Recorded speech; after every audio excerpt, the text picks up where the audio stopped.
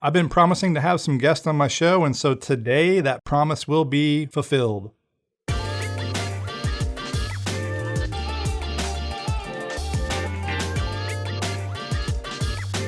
If you are a regular listener to the show or a YouTube subscriber and watch my videos over there, then you've probably heard me mention the name Patrick Tomasso.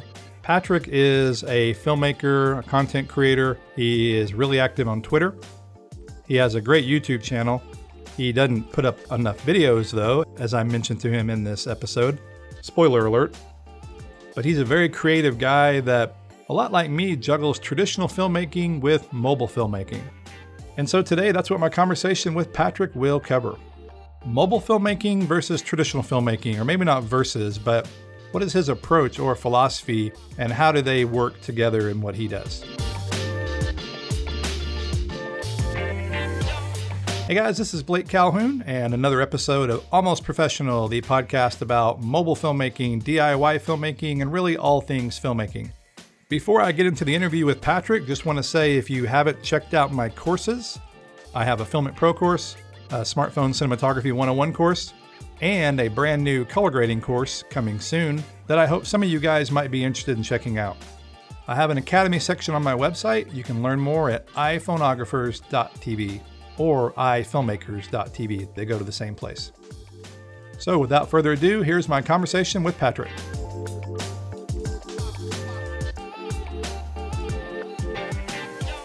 All right, so my first question for Patrick here is, what's the deal with all the Canadian filmmakers? I really don't get it. It's like every YouTube channel I watch is some guy from Toronto. What is it? What's in the water up there? I think that what's funny is that we're not all really from Toronto. And I think that's a bit of a misconception, is that because we say we're in Toronto, we're from Toronto, essentially. But it's kind of like someone being from Jersey and saying they live in New York. Do you know what I mean? It's like, it's just easier to say Toronto. Like, I personally do live in Toronto. A lot of us actually do as well. But a lot of us just came from like the outskirts, small towns. And I think when you live in a small town, you just have to pick something up that's creative, or you're going to get into construction, or you move somewhere, right?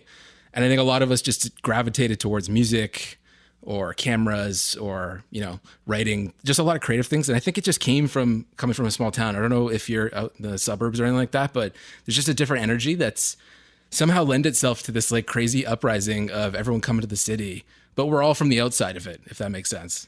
Yeah, that does. In a way though, and this isn't what you're saying, but it made me think of it. It's like no one is actually from California, even though that's where it's the filmmaking hub. But everyone's from... Absolutely. That's like nail on the head right there. Okay. Everyone that lives there is really from middle America. You know what I mean? They just all... That's kind of where... I mean, I heard a saying years ago, if you want to make cars, you go to Detroit. That may not be the case as much anymore. If you want to make movies, you go to LA. I didn't do that, so. No, for sure. And it's the thing, it's like Toronto is Canada's New York. You know what I mean? Like you could go to Vancouver, and Vancouver's got a huge film scene, as a lot of people in the industry know. It's kind of like our California in that sense as well. But in Toronto, it's where all the tech companies are. It's where all the media companies are. It really is our New York City, or our Chicago to an extent. And so I think that's like, it's just, we're on the map because everyone says we're here. It doesn't necessarily mean we're all from here. I would say more Canada's just kind of on the rise right now. Yeah, no, it really is. And I was just curious. I've actually never spent any time in Canada. That's one of the places I've never been. But I see, I watch Peter McKinnon, and I watch everybody on YouTube, yeah. But it's like, it's kind of funny. It's really kind of funny.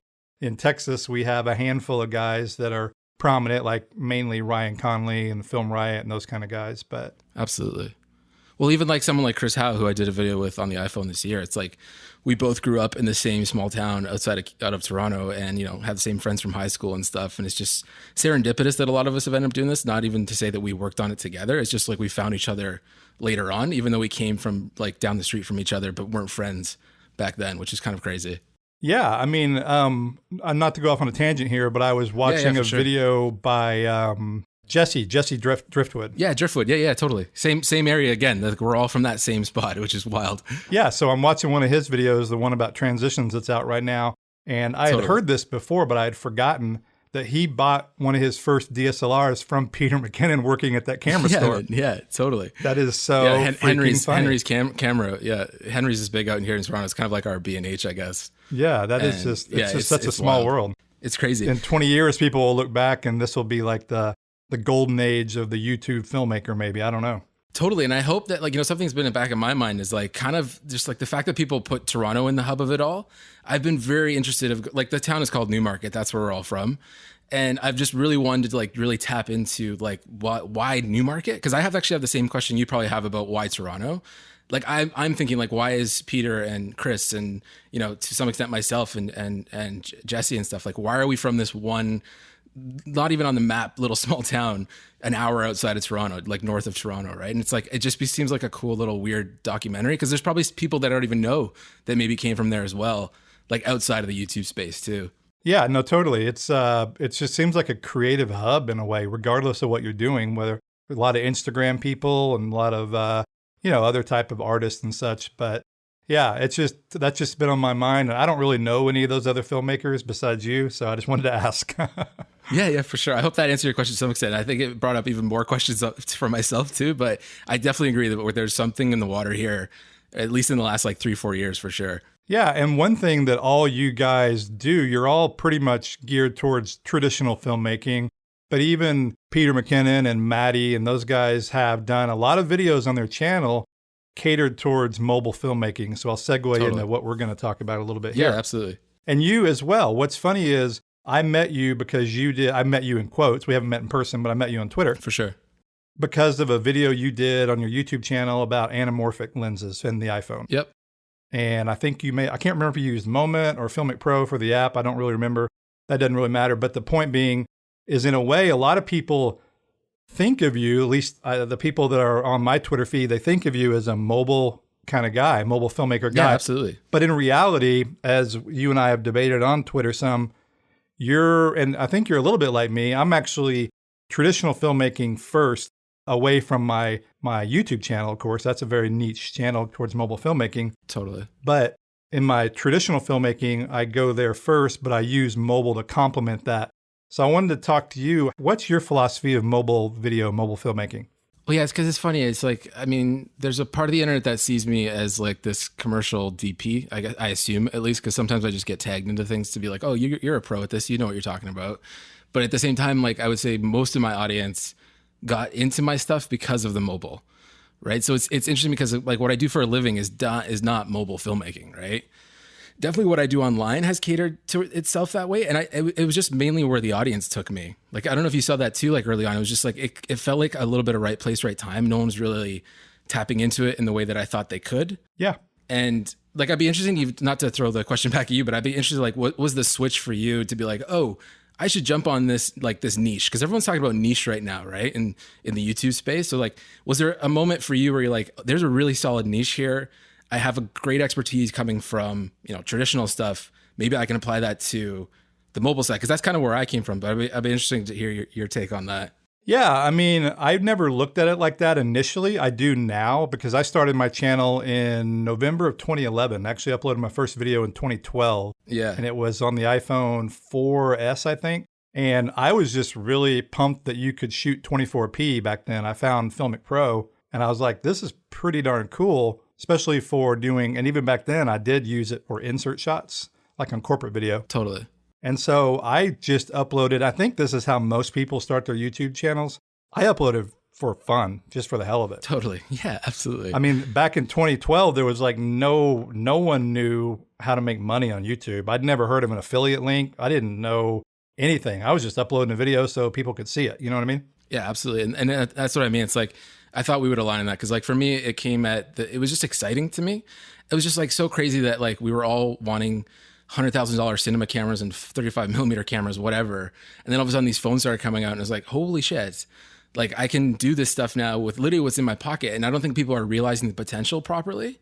And for me, like, I think I just dove into it out of my own just personal enjoyment and excitement towards it. Like, it was just so interesting to me that I wasn't thinking about it from a strategy point of view of like, oh, I think people will want to see mobile stuff. I was just like, wow, this is dope. And I'm not really seeing much of it out there. So let me just try to see how far I can push this stuff. And I think it just like led me down this path of when a new piece of tech comes out for phones, I'm genuinely interested in it. And so I make stuff for fun that's really mostly for me, not to be selfish about it, but it's just become this part of myself and my brand online that, oh yeah, I am one of those guys that like really likes to use their phones, because for me, it's just the easiest way and it's the most exciting way to do stuff, at least on like a an everyday basis, like for my personal work and for fun and whatnot on trips or what have you. Yeah, no, that's a big way for me too. And I actually say this a lot. For me, mobile is awesome for travel in particular. Absolutely. Because who wants to lug all their gear? Even a mirrorless camera, as small as that is compared to what we came from, it gets bulky when you're traveling with all the lenses and everything, you know? For sure. That is one way I do approach it. But yeah, I went to CES in 2012, actually. Nice. Went to Vegas. And did you ever see a device called the Owly Bubo? I don't think so. That's a really interesting name. It was the craziest name. And basically what it was a predecessor to a B-script or to a helium core. Okay. It was made out of aluminum, and you mounted your phone in it. And then they had lenses. And at the time, I just thought that was the coolest thing. And I was walking around the CES floor. I actually have videos on my YouTube channel that I did kind of event coverage in a sense.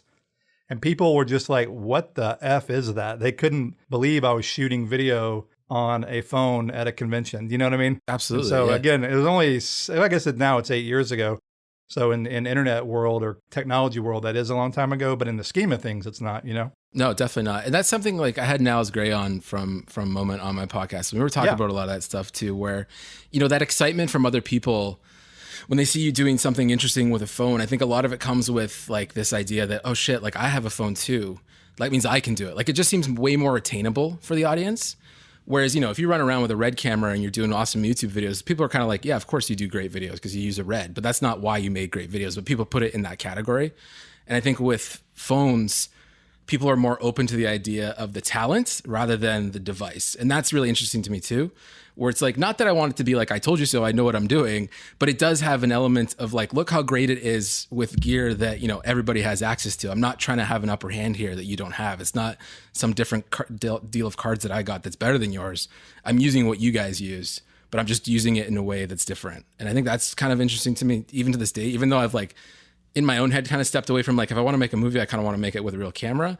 There is still that part of me that's like super excited about what is ultimately possible with phones that I know is possible because I've done it, right? That's one thing that I actually do love about it. And one reason I do my YouTube channel, and this is one of the words that I do stick to, is it democratizes filmmaking in a way. It really does. Absolutely. And then what I try to do is then demystify the process. Totally. And because so many people think there's such, I don't know, mystery behind it, or like you say, that you have to have this big time camera. Now, there's no reason. I mean, there's good reasons to have a big camera, or not even a big camera, just a high end camera, depending on what you're doing, especially for visual effects or what have you. And I've said this many a time before, even though I have a YouTube channel dedicated to mobile filmmaking, I would not more than likely shoot a feature film on my mobile phone. For sure. Because for one, I own a Blackmagic Pocket Cinema camera, and then we have a Red camera. I mean, you know, I have other options at my disposal. Now, let me say a caveat. If I didn't have those other cameras, I would not stop. I would then definitely consider shooting a feature on a phone today in particular. Yeah, absolutely. I mean, we've seen what Soderbergh and other guys have done. I still think there's room to grow in the way, how do I phrase this, in the way that they look. They still, I mean, some people buy in to the idea that phones have to look a certain way. And I'm not necessarily that person, because you could then say that about all cameras. I think everyone's going for the holy grail of that filmic look, that Arri Alexa look, you know? Yeah, absolutely. But I guess my point here is, I don't want to shoot a movie on a cell phone that is supposed to play into that realm. Does that make sense? Yeah. It was like when webcam. Sure. It was like making your video look like a webcam or something. It's not that at all. Yeah, like a Blair Witch or something. You know what I mean? Like, yeah. You know, it's kind of funny that totally. And it's kind of funny that like no one's really leaned into that more. Like, there's a part of me that was like, why hasn't everybody done like a found footage movie with an iPhone? Like, actually use iPhones for a found footage movie. Because like anytime you see found footage now, it's fake found footage. It is an Alexa with like a Handycam UI put on top of it. You know what I mean? And it's like, for me, like there's places for like cell phone footage because it is its own distinct look. And then there's the Soderbergh side of it where it's like, yes, in a way he's embracing the look of a phone, but then he's throwing an anamorphic lens on it. He's using a lot of just like very traditional cinematic techniques. So it's like, my argument to Soderbergh, and it's like, it's only to be devil's advocate. It's like, why not at that level use a Pocket 4K? Do you know what I mean? Where it's like, is he really getting that much more benefit from the size of that phone than a really solid mirrorless camera that's going to get a little bit of depth of field. Do you know what I mean? Like, I'm not sure what his like overarching objective is, unless it's like to just inspire filmmakers to be like, you can use what's in your pocket. And then I'm like, I'm on board 100%. But from a tangible perspective, I'm just like, I mean, really right now, cameras under $1,000 even, if not less, like $500, you can grab a great camera that's going to give you depth of field. It's going to have better dynamic range. It's going to be an easier shooting experience, in my opinion. And that's where I'm like, I'm stuck right now, where I want to recommend phones as much as I've always done in the past. But I'm also like, shit, the tech's getting so good. And that democratization is there where like, it's hard not to say like, maybe just grab a mirrorless or an old Canon Rebel. Do you know what I mean? If that, like, have you ever like battled with that? I have actually. And, I do that. We were having a debate on Twitter recently with Richard Lackey around the depth of field adapters. Totally. And so I've got the Ulanzi and the B-Script, and I've been playing with them, and I know he has too. Yeah. And I really struggle with that because they create a very cool look. They do. And I'm going to put some videos out on my channel. But it comes to the point when you've rigged it out like that, they're not as easy to use because you're focusing your phone on a screen. Basically, you're projecting the image. Yeah. It's just like, why not at that point use a DSLR or a mirrorless or whatever, or like you say, a Blackmagic camera? Yeah, because it's also like you're lens on lens at that point always too, right? So you're always going to degrade image quality. You know, even to an extent, a moment lens is not as solid as just using the standard lenses, just because you've put glass on top of glass, right? And then like that Twitter thread with Richard was interesting because we were also talking about just like camera interfaces and stuff where I'm still someone who loves a tangible camera. Like I like holding my Fuji. Do you know what I mean? It feels like an old school camera. I don't even come from an era where I was using cameras like that. I come from starting with an iPhone, right? And I've just like later in my career learned to appreciate more like tactile feedback when I'm using something. And so then there's the other side of it. Like when I'm out filming, like when I did my MIF film, like my Moment Invitational last year, we did that out in the cold and it was freezing. And I'm like sitting there just trying to take gloves off and tap on the screen and I'm hitting the wrong buttons and stuff where, you know, I do a lot of shoots outdoors now with like whatever, Blackmagic or a GH5. And I got gloves on. I can do everything with a switch or a button and it's easy for me, right? And so like there's part of me that's like, oh, I love the Blackmagic camera because it's got that wicked touchscreen, but it does also have some really nice function buttons on it too, where you can pretty much operate the entire thing without ever touching the screen. Whereas with phones, like I almost wish there was like something that added some sort of external buttons if I was to rig it up that way. Because again, even the interface is a bit of a barrier for me in terms of the ease of use where I'm like, okay, why the heck am I using this thing again? What's the purpose? And the only time I really, really enjoy using the phone now is when it's like completely bare bones. Like I did an anamorphic video in Montreal a couple weeks ago. I put it up this week, but I was just walking around with my phone handheld, like nothing. Had the lens on, but like no case, no nothing. And I was like, this is enjoyable. This is fun for me, right? I think that's why Soderbergh likes it. I interviewed Neil, the CEO of Filmic Pro at NAB. Yeah. And he said not only had he heard that about Soderbergh, but also Claude Lelouch, I'll probably mispronounce his name. He had a film at Cannes this year, and he shot a big portion of it. They talked to him about they like the process. Yeah. But now, to your point, I'm not sure why they don't just use a mirrorless because my guess is those guys are insulated. They're used to big Red cameras and a big Alexa that I shoot on Red all the time. You don't have to have a full crew to shoot on a Red. I shoot one-man band on a Red. No, definitely not. But there's a misconception that you have to have that. Yeah, absolutely. You don't need a first AC or focus puller. Is it easier on bigger shoots? Yes. But the point being, they may not think about that as an option. Do you know what I'm saying? Totally. It's like they either think it's like A-level Hollywood or it's smartphone totally indie. That's at least, obviously that's complete speculation on my part, but I do kind of wonder if that's part of it. Yeah, I can see that too, because it's like when you think about like big budget or even medium budget indie stuff, whatever, like you still got to like justify to your producers and stuff the decisions you're making. Like even a Soderbergh needs to get financing and whatnot on films, right? Yeah. So if he goes to Netflix, he's like, hey, I got this cool idea for a basketball movie about an agent, blah, blah, blah. And they're like, yeah, it sounds pretty interesting. Like your name's attached. We're pretty much on board. And he goes, yo, I want to shoot it on a Canon M50. They're like, what?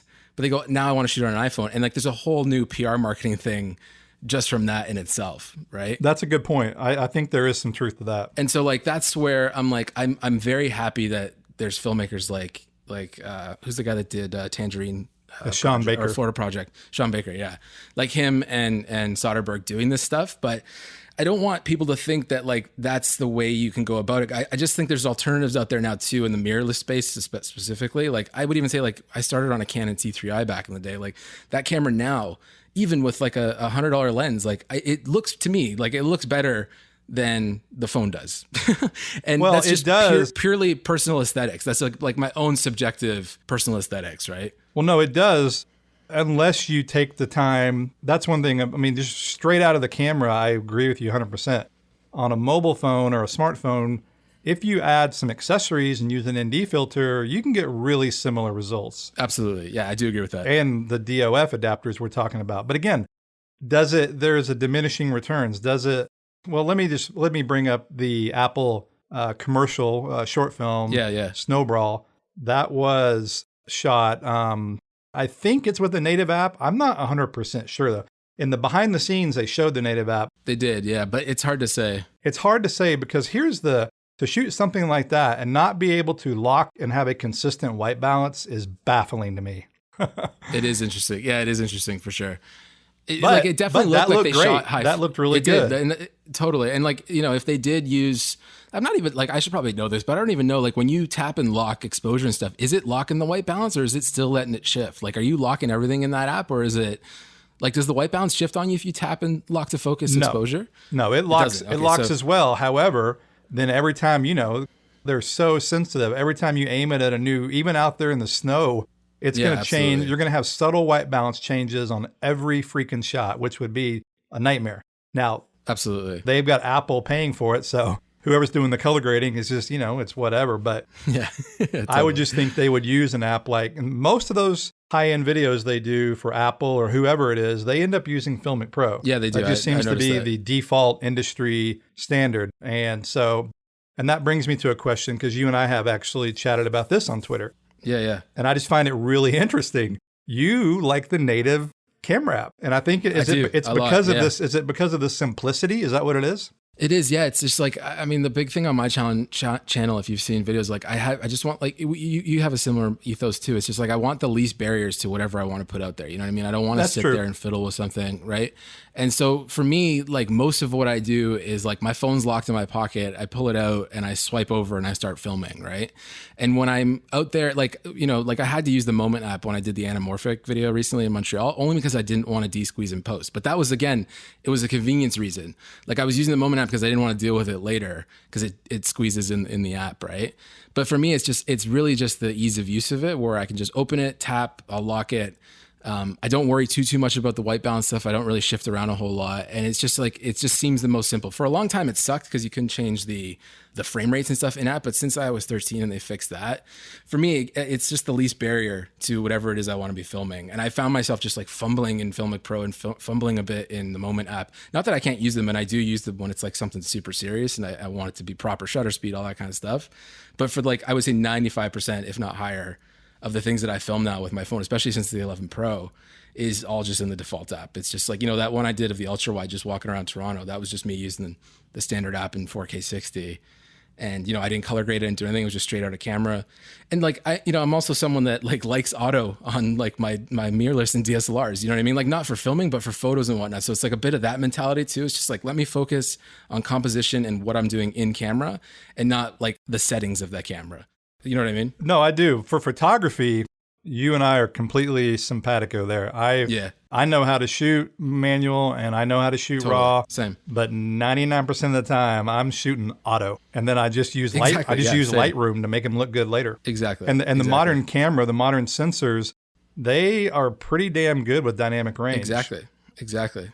Now, on you said something that I think is a key point, and that is depending on the job, meaning the native app. Yeah, exactly. So like if you're like, I have kids, I know you don't have kids, and you and I have talked about this in the past too. I shoot tons of video, and I know you've even said in the past, you don't even shoot that much video with your phone. Totally, yeah. And I think part of it is because I have kids and family and vacations, I do a lot. However, if I'm doing anything that, as you said, that needs to be more precise or really trying to make it look more, for lack of a better word, professional. I always try to make my videos look professional, even my kids' birthday parties. No, totally. I shoot for the edit, you know what I mean? Yeah, exactly. Exactly. But being able to lock your white balance, being able to to choose your shutter speed, which to me, and I've said this is my number one thing I preach. Whenever people say, hey, my footage doesn't look as good as yours, or my footage doesn't look professional, 99 times out of 100, it's because they're not using an ND filter. It doesn't have motion blur. Yeah, absolutely. Absolutely. And so again, if you're just shooting static stuff, or if you're shooting a whatever, even a little travel film, native app is great. But for me, and again, and I know guys like Richard Lackey, and he's a technician. I mean, that guy is. No, absolutely. Yeah. He says things like I don't even understand. Right. I mean, I have done color grading and editing and stuff for years, but whenever he starts talking, he writes articles for Cinema 5D. So yeah, exactly. He's more of almost like an engineer mentality in a way. Absolutely. The point being is he for sure is a Filmic Pro guy, and I am too, but I see your point to a degree, although more times than not, I will pull out Filmic Pro just because the other thing is and this is being techie, but I do like having the higher bit rate. So yeah, for sure. In post, I do find that matters. So here's an interesting thing with the Filmic Pro stuff. It's like I've started now just pulling the phone out on jobs, like commercial jobs. Like I did Jack Ryan for Amazon Prime. They did like an activation in Toronto where they rented helicopters and they had like influencers fly in helicopter stuff. We were just like documenting the launch here in the city. And so I just like threw my iPhone, like we had 3 guys. We got a guy with an FS7, a couple GH5s running, GoPros all over the place. But I was like, let me just throw my iPhone on an Osmo 3 and give them some portrait stuff so they can use it for Instagram stories and whatnot, right? Yeah. And literally right there, I'm just like native app. I'm opening it up. I don't care if it changes in the mid shoot as I'm walking around. But that stuff is like what they got most excited about throughout the day because I could just airdrop it to them and they were posting right from the Amazon account. And it was like, that was a moment too, where I was like, wow, like if I only come to this job and shot with my cameras, they wouldn't have been as so like above and beyond with what we were doing for them. You know what I mean? It was just this like, video and stills? Video and stills? This was mostly video. This was just video. And so I was just walking around in portrait with the 11 Pro ultra wide, like just running around with the Osmo 3, getting all these wicked helicopter shots, swooping and whatnot. And then I'd go in as the choppers would go away. I'd just go to the client, like, yo, check out this clip, this one, blah, blah. Yeah, they're like, airdrop it to me. And they're so excited. They're showing everybody on set. All the clients and whatnot are losing it. And I'm like, I can't do that with my GH5, right? Like not on the fly like that. And that to me opened up on either side of like, it's just another wicked tool in the kit. It's like what we used to love GoPros for. It was just like one more angle. Let's throw it up in the corner. We might use it, we might not, but it's there. No, I agree completely. And like, that's really exciting. That's really exciting too for like even just the commercial space, especially like on the fly social media content production. Like the phone is just a wicked tool now where I would argue like, make sure you get the best phone if you work in any sort of content production, especially in the social media space. Cause it's like, the audience is way more forgiving in a Twitter feed or an Instagram story. We're not doing this for broadcast, right? And so, things like shutter speed, things like the ND, not that they don't matter, they matter a little bit less because it's actually people are more like they want to see stuff that looks a little bit like shitty, for lack of a better word. You know what I mean? It fits better in those spaces.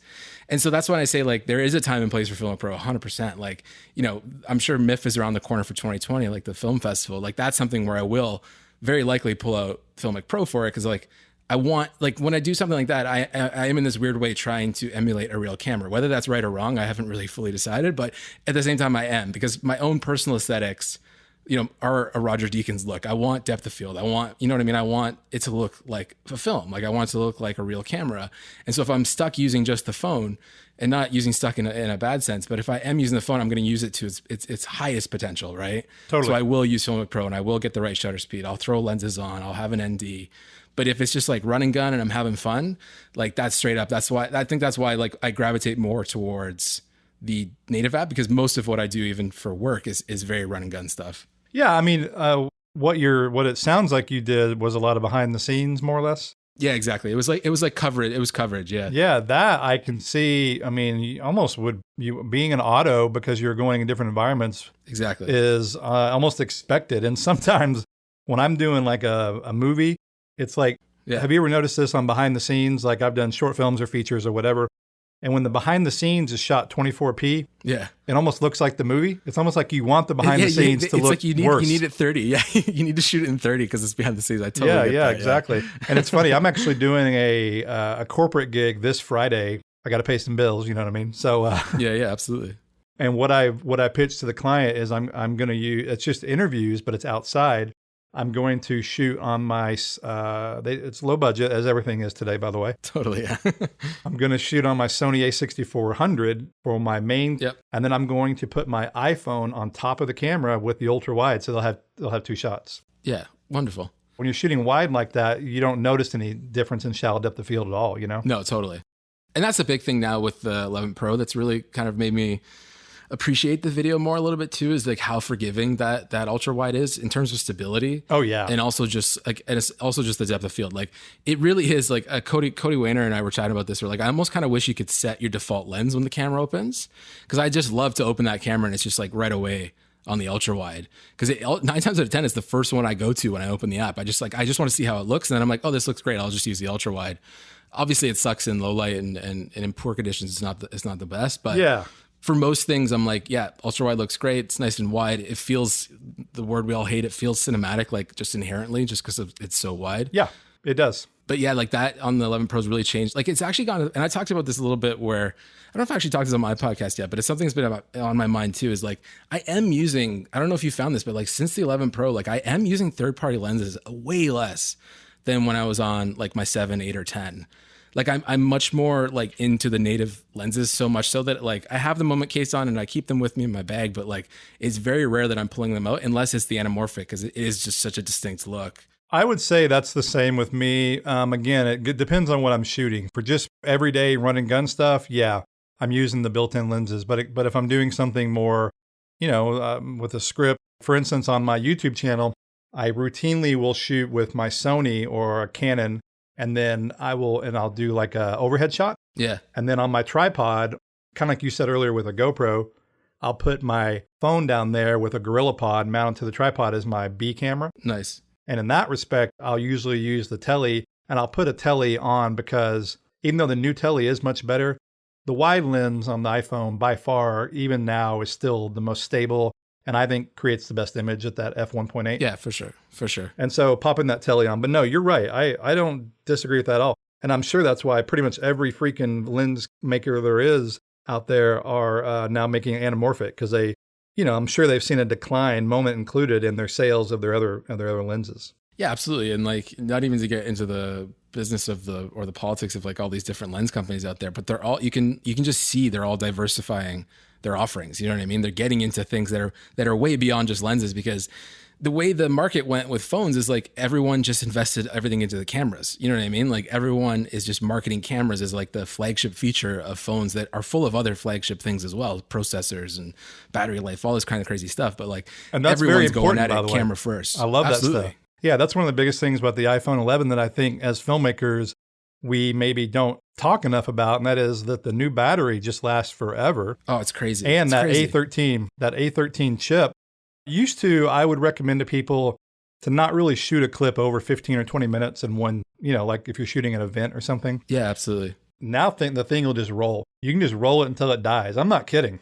I mean, it's crazy. It's awesome. It's wild. Like I had this phone out in Montreal like 2 weekends ago. It was like minus 20 degrees Celsius. So whatever that is in Fahrenheit, it was really, really cold, like even cold for Canadian standards.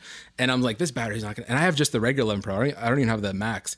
And so I was like, this phone's going to die like by lunchtime. Right. And I'm out and I'm shooting around. My body was failing before the phone was. Yeah. Like I was out for so long and I didn't even go down to like 50%. And on top of that, I was using 4K 48 frames per second in the Moment app, which actually warns you that it's going to drop frames. They think it's because it's too much on the processor. And I didn't have a single issue with any clip. Didn't die out on me, didn't crash on me. And I'm shooting, and it's de-squeezing on the fly too. So it's like the power of these phones now, they're so good. It seemed like my buddy Canoopsy from YouTube, like he was talking about how like this phone is boring, but that's what makes it so good. It's just like the best of what they've been doing for the last like 4 or 5 years, especially with like the iPhone 10 line. It's like the best of that line, that it's just become the culmination of everything that we've wanted into like one phone, that it's like boring because we've seen most of it before, but it just works so well that you don't even think about it until you're actually out there. You're like, oh shit, it is 5 o'clock and I've been filming all day and it's only at 30%, right? No, you're totally right. And this is a good segue to my final segment here, and that is future trends. And I know neither one of us are we're not the tech guys necessarily for future phones. That would be Marquez Brownlee. Totally, yeah. Totally. But what about, there is a rumor, and to me it's baffling to me, but I wouldn't put it past Apple. And that is that not 2020, but 2021. So not long at all. They are considering making a phone with no ports whatsoever, everything wireless. The first thing I think of is microphones, again, for filmmakers. Yeah. And I think of file transfer, because while AirDrop, is good, if you have 50 files in Filmic Pro or Moment or whatever, it's best to connect that via a cable. Yeah, and of course, right now, the phone we're using, even though it's Lightning port, it's still USB 2. It's not even USB 3 speeds, which is baffling. Exactly, yeah. But what do you think? I mean, and then I've heard rumors where in the next 2 or 3 years, they may do away with smartphones, the way we know them for good. They might be eyewear or they might be on your watch. I don't know. What do you think? Yeah, the port thing is interesting. Like as a consumer, I think I'm okay with it. Like not as a filmmaker or creator, it doesn't bother me so much. Like I've switched completely over to wireless charging. I've switched over to AirPods. The headphone jack hasn't bothered me since they got rid of it in the 7, to be honest. And even before I had AirPods, it wasn't the end of the world. Yeah, me either. I'm with you there. There was a lot of outcry, of course, but I mean, like that's from a consumer standpoint where I think that will drive them further than like what filmmakers. So the question then becomes like, what happens with this Pro line that they've introduced now, right? Good point. Where it's like now they have like the iPhone 11 and then they have the 11 Pro. So it's like when the next one comes out and there's iPhone 12, wherever they end up calling it, does this Pro line end up becoming like what the MacBook Pro with the 16-inch became, which was like, it kind of went backwards a little bit. It was like, let's bring back things that people wanted. Let's get a better keyboard. Let's do this. Let's do that. And I wonder if like they've learned a little bit from there where like if they come out with the 11 and like the cripple of it, whether it will be or not, is that it doesn't have ports, but maybe they keep a USB-C port on the Pro, right? Yeah. And then it's more like the iPad and it's like an extension of what the iPad Pro is. Like that would be super interesting to me because then at least you have the inputs and outputs if you wanted to add mics or whatever, if you need to transfer big files. Like to me that if they were to get rid of all ports on the Pro model, I think that would be a step backwards.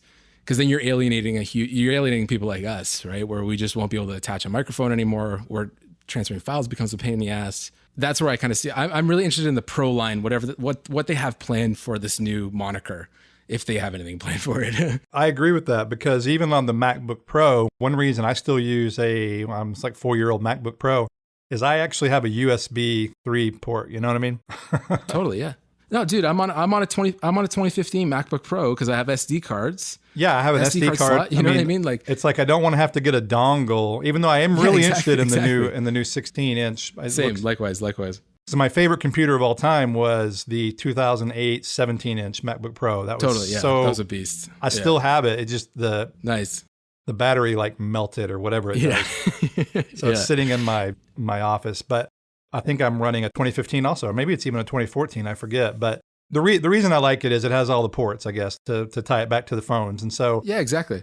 I could see what you're saying for consumers. That's actually very valid. But I don't know, for pros. And now that they've come out with the new Monster Pro Mac Pro, maybe they will stick to Pro features. I don't know. Yeah, I mean, like, when it comes to the camera side of it, it's like, on paper, I'm like, okay, they're going to make the ultra wide better, obviously, because that was a big kind of problem with it. What's the problem or not? It was the issue maybe with this 3 camera system is that how weak the ultra wide is in comparison to the other 2. So they'll make that better. Yeah. Like I'm really interested in like the tele going somewhere interesting. Like they have a little bit of a catch up to do with what Google did with like super zoom and all that kind of stuff, right? Yeah, I'd like to see a 3 or 4 times zoom. Totally, yeah. And it's like I could see them maybe going down that route just to kind of catch up with that.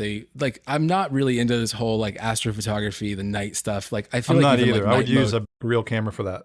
Exactly. And I also think like even night mode like had a big hoopla when it came out and like no one's talking about it anymore. Because like you realize you just don't really take that many photos at night on a regular basis. Right? It is cool, but I agree with you. Now I am curious to see if they implement the fake bokeh like they have, like a Samsung has for video. Totally. Like the live focus. Yeah. Yeah. I think, and I'm sure they will. There's really no reason for them not to. For sure. Apple's always late to the game, but they usually make it better or best. Yeah, and that to me, like I'm not really interested in hardware anymore. Like I've been saying this for a while. Like the most interesting things to me are all computational. It's all like ones and zeros, right? Where it's like what they can do with sensors is more interesting to me than what they can do with lenses and sensors. It's like what can they do with the software behind it is so cool because it's like, you know, like live focus, for example. Like if they can create bokeh artificially, but it looks as good as it does in real life. Like they're getting really close now on the photo side. Yeah. And I imagine like there's no doubt it's just going to keep getting better and better and better as the tech gets better. So it's like, I don't think we can solve the engineering problem of just the way glass works, but it does seem like they could get to a point where they could fix that problem with software. Whether or not it'll be something that becomes completely widely acceptable in filmmaking is another thing, but it would be really cool, just like how anybody can take, you know, an f1.4 bokeh portrait with their phone camera now.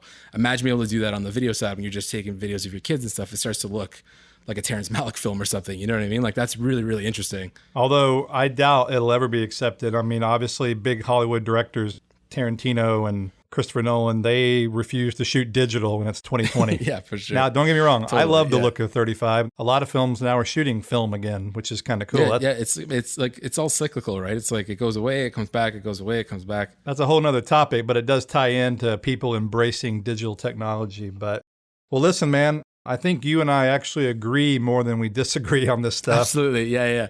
We'll have to get Lackey Richard on at some point and then see how that goes. It's in the works. You know, he lives in Dubai, and so we have a weird... Yeah, it's crazy. We have a weird time difference there, and I have invited him on, and so we will see how that goes. But awesome.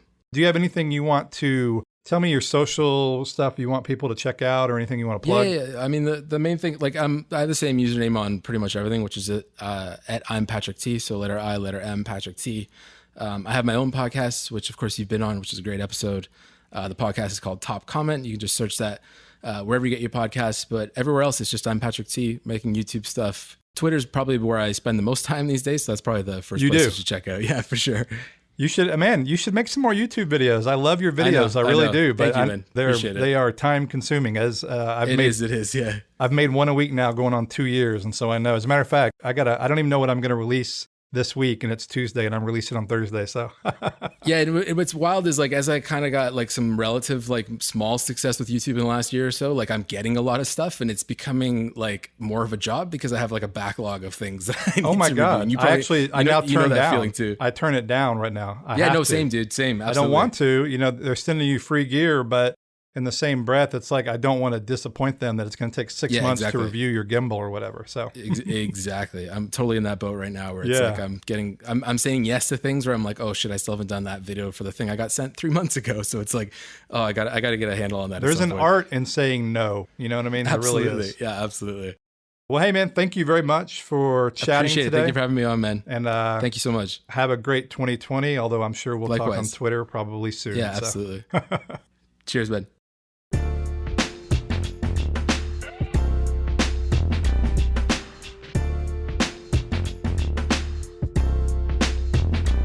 To learn more about mobile filmmaking, definitely check out my YouTube channel as well. I go under the name iPhonographers. Just search that on YouTube. Cover all aspects of mobile filmmaking there, really. Creative side, the technical side, do a lot of comparisons, and behind the scenes kind of stuff. I'm also active on Twitter. I have a Facebook account and Instagram. I don't use Facebook or Instagram that much, but if you're on there, definitely consider connecting. Hope you enjoyed this episode, and I do have more interviews coming. I'll also definitely be including more rant-style commentary episodes as well. Thanks for listening, guys. This is Blake Calhoun. This has been another episode of Almost Professional, and I'll look forward to talking to you in the next episode.